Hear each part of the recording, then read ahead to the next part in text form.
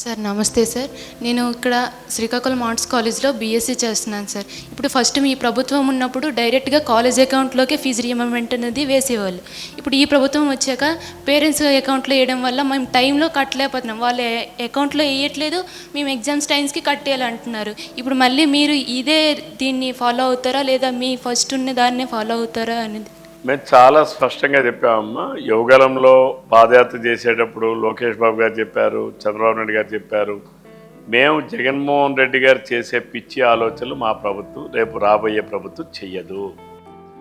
ఈరోజు పిల్లల్లో టెన్షన్, పిల్లల తల్లిదండ్రుల్లో టెన్షన్, డబ్బులు వేస్తాడో లేదో తెలియదు. ఇంతకుముందు కాలేజీలు డైరెక్ట్గా గవర్నమెంట్ చూసుకునేది ప్రభుత్వం. ఇప్పుడే నేను మీ దగ్గరికి వచ్చే ముందే నేను మాట్లాడాను గీతం యూనివర్సిటీ ఫీజులు, పాపం ఫీజు రియంబర్స్మెంట్ రాక ఫీజులు చెల్లించలేక ఈ రోజు నుంచి ఎగ్జామ్స్కి ఏమో ఆయనకి హాల్ టికెట్ ఇవ్వలేదని అంటే అక్కడ కాస్త యూనివర్సిటీతో మాట్లాడచ్చు. అంటే ఎలాంటి కొన్ని లక్షలాది మంది పిల్లలు ఆవేదనకు గురవుతున్నారు.